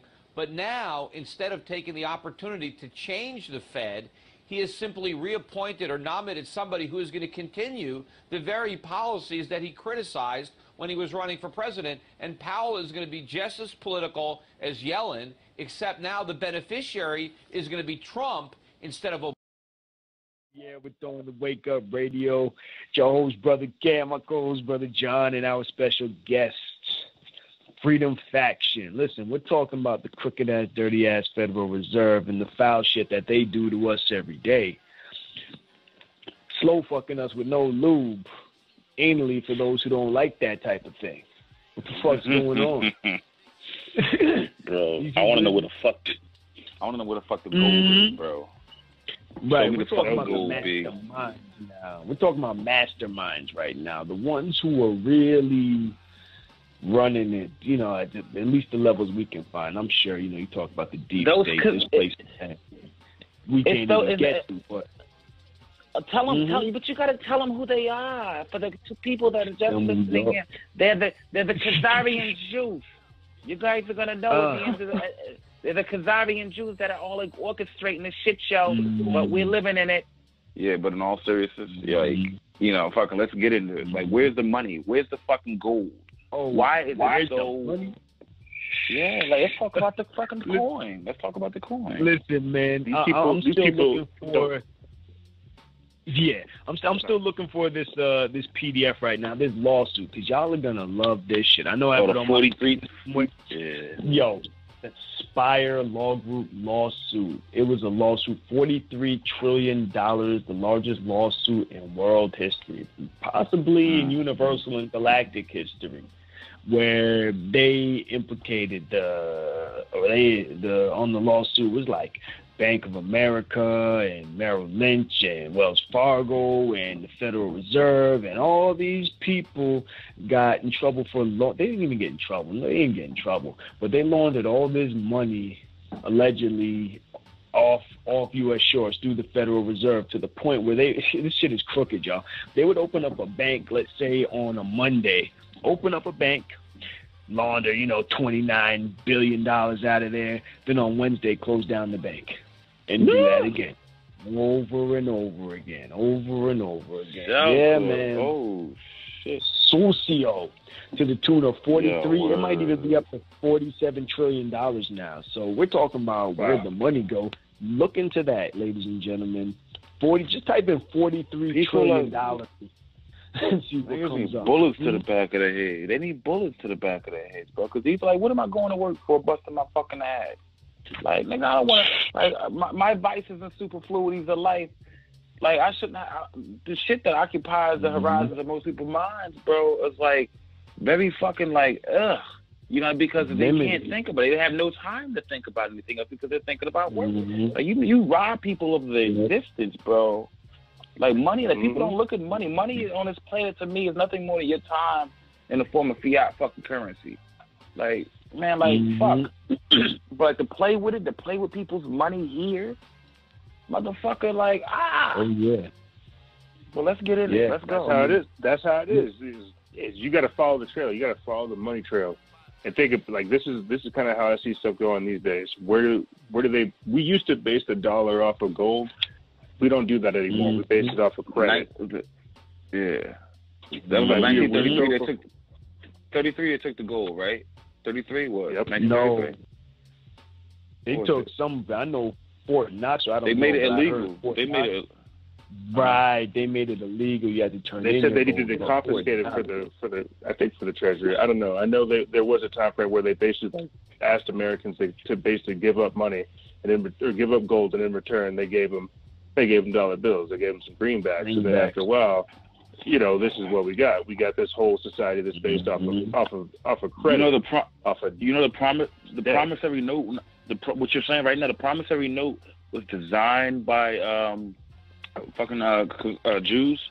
You know that? Like back in the olden times. Like, and I was doing this documentary thing. Henry Ford. I was looking at Henry Ford, the international Jew, the world's foremost problem. He was talking about it. Henry Ford was talking about this same shit. Like, this motherfucker went to the endeavors of making a MySpace because he was like, yo, follow the money, follow the money. He was talking about that shit back then. And this motherfucker went to the endeavors in 1920 in Dearborn, Michigan, created a newspaper called the Dearborn Independent. And he wrote for 91 issues over 2 years, the most heinous, the most fucking outlandish Jewish crimes and schemes and shit. He did this for 2 years. Every week there was a new goddamn, like, his paper. Like, this motherfucker in essence made a MySpace. Him and fucking Mark Twain was trying to holler about this shit too. People don't even know about the significance of Mark Twain. He couldn't stand it, bro. And he was very outspoken. Him and Henry Ford with this money, bro. Like, it's always the fucking money, man. Like, you gotta fucking because the Federal Reserve, people need to understand it's a private bank. It's not a federal bank. It's called the Federal Reserve. It's a private bank, and Congress gave them the authority to control our money. Congress fucked up back in like 1913, and it hasn't been the same. It's gone downhill since. And if people they need to understand. Smelly Butler wrote a book, War is a Racket, man. Smelly Butler, the Marine general, bro, they try to get this motherfucker to stage a coup d'etat against the American government. He said, you got your fucking mind. He wrote a book, War is a Racket, talking about these motherfuckers, bro. But, you know, Henry Ford, Mark Twain, look at the significance. Yeah, but you're right, bro. Keep going, bro. Oh, yeah, I was just saying, so you look at this money right now, where we're at, like, this is something that, again, shout out to Craig Hewlett, because he always says this. He says that, or he quotes that, inflation is a tax on the poor, a tax on the people. Yep. While the Federal Reserve artificially inflates the market, we get fucked. Yo, I went to the store earlier today, got 3 items, and ended up spending like $30. Are you fucking kidding me? That's crazy. You gotta pay attention to this because we're getting jerked right now with our money. I remember listening to Darren Seals, rest in power, Darren Seals. He was saying in one of his videos that money is worth, that our dollar's worth 13 cents. I don't know how true that is. I haven't looked into it myself. I saw that. Yeah, I wanted to do that. Like the factor, how it's depreciated, how far along we've depreciated, bro. But like, when are we gonna say enough? Like, are you gonna like fuck? I mean, well, people are losing their fucking homes, bro. Like, when you don't have a house over your fucking head. Like, I've been homeless at one point, like in my past and shit. Like, I'm a fucking transient son of a bitch. I was overseas for 10 years, so I like to move around and shit. But like, when you don't have that psychological fucking, when you don't have your own shit and like your things that you've acquired taken away, like because you can't keep a roof over your head because somebody else has got their fucking hand in your pocket. Like, you think you own something? Like, you not pay the property tax, motherfucker. Like, you gonna have a knock on your door. You own nothing in this country, and that's the sad thing about it. Like, you know, we gotta fucking like, what point is the almighty dollar? Is the almighty dollar? We need to have. I mean, either there's gonna be a fucking reset button. I was waiting for that fucking EMP to pop off yesterday. I was waiting for that shit to happen, bro, and that never happened. Yeah. Got some extra rounds and shit. Well, what is Bitcoin? Yeah, go. Yeah.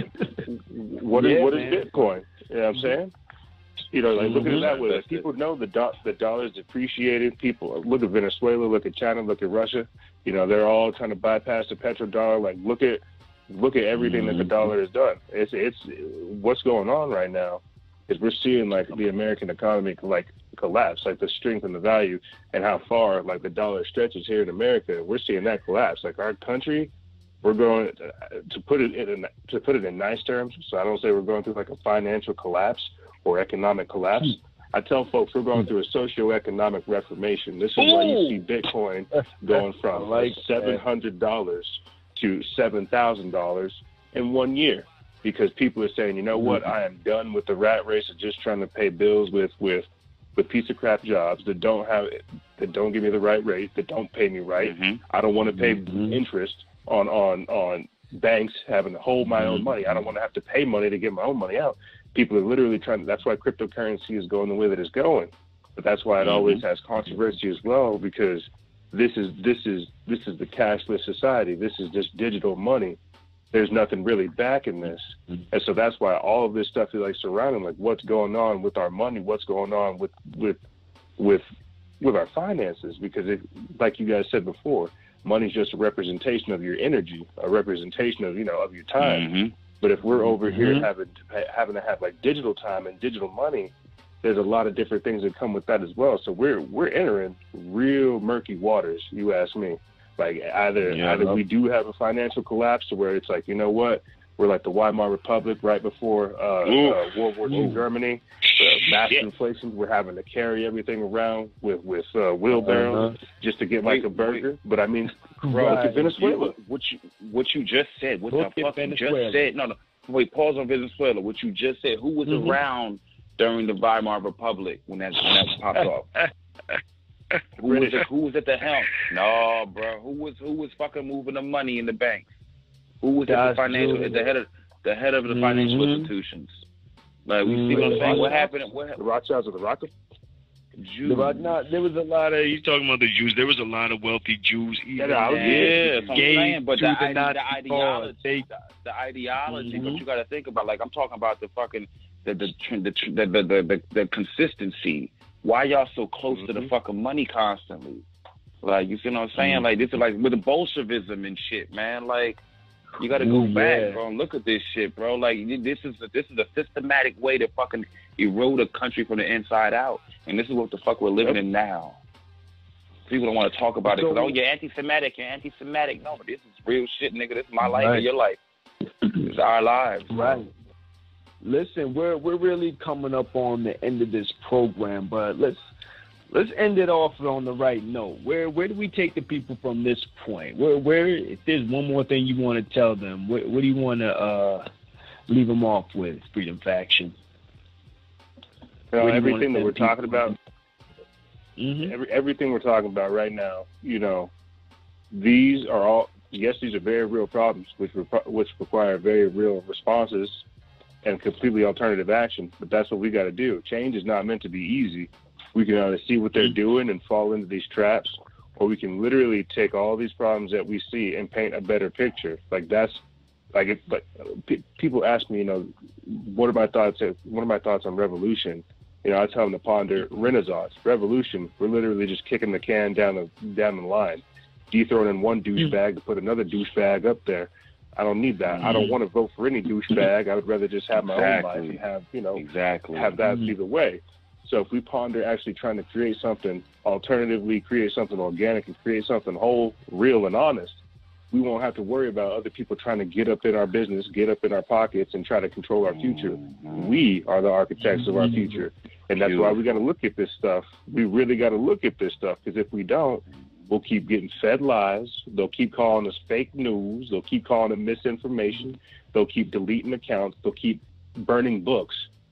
basically. They'll keep burning dates, they'll keep deleting information, they'll keep deleting us, they'll keep censoring us. So we have to do this, otherwise we stay slaves. Brother John, what you got, man? It's with that good shit, bro. What you got? That was perfectly articulated, Freedom Faction. I swear to God, that was fucking smashing, mate. That was massive. That was because you incorporated. That was arrivederci. That was everything that I wanted to push into terms. But and also, Verity, though, like everything you said just now is my sentiments entirely, bro. Because we shouldn't be guided by someone else's moral compass, you know what I mean? Or laws that were written back when somebody's granddaddy was hanging my fucking ancestors from a fucking tree under a picnic, fucking the type of, you know what I'm saying? Like, we're living in 2017. We need to fucking go for the fucking vaults, go for the basements. Let's learn more about ourselves that we already know. We need to fucking have a fucking clean slate. To fucking have our scientists, let our scientists have a chance. Fuck these politicians, these fucking professional liars. Like, we need cause and effect. Information changes on a fucking day-to-day basis. You know what I mean? Fucking science. I'm all about that shit, bro. Like, we need more motherfuckers like that guiding and fucking and you know what I mean? Circumventing shit that's allowed to happen, bro. Like, a lot of shit's allowed out, like these fucking financial situations, the fucking goddamn geoengineering, the fucking goddamn the wind towers. If I see it, I'm about to fucking start fucking going to Home Depot, bro. Give me a goddamn sawzall or some shit and start chopping down wind towers and whatnot. Because... listen, yo, Organite, fuck with the Organite. You can put Organite all over the place, and apparently that changed the frequency. And that's what we're all about, ladies and gentlemen, is changing this frequency. You know, we talk about a lot of heavy shit, but at the same time, you got to stay positive throughout all of it. That's how you maintain your immunity, your will to fight, your strength to fight, because as I've been saying for years, man, we're in this for the long haul. We're not in this just to burn out, ladies and gentlemen. We're in this for the long haul. It means we got to raise up soldiers. We got to raise up generals. If you're listening to this right now, then when the shit hits the fan, you might be a general in your area. If you're not a general, you may be a lieutenant, and you're going to work your way up to general very quickly. Just because you know a little bit more, just because you're a little bit better equipped for the situation. And that know your FEMA region. Know your FEMA region. You might as well know your FEMA region director, too. Get familiar with that motherfucker. Listen, ladies and gentlemen, we got to wrap it up on that note. You're on the air with On the Wake Up Radio. Want to give a big shout-out, big thank you to Freedom Faction for coming through and blessing us with some knowledge this evening. Definitely check him out on Instagram. That's Freedom_Faction. I got that right, bro? Yes. Thank you for having me. Yep, Freedom_Faction. Ladies and gentlemen, if you want to reach us, you can reach us at On the Wake Up Radio at Instagram, On the Wake Up Radio on Facebook. If you want to donate to the cause, On the Wake Up Radio or Patreon or PayPal. If you want to contact us just to chop it up, On the Wake Up Radio at Gmail. I think I got everything. You alive one more time. It's your host, Brother Cam, Kazi the Cutlass, with my co-host, Brother John, the Masonic Marine, and our special guest, Freedom Faction. Big up to Ra, operator on the boards, holding it down like a motherfucking G. Big up to our producer, Cindy Ashby, for being gangster and putting this shit together. Ladies and gentlemen, we will see you next week for the most dangerous 2 hours in radio. On the Wake Up. Imperial Media Collective. Cindy Ashby Productions.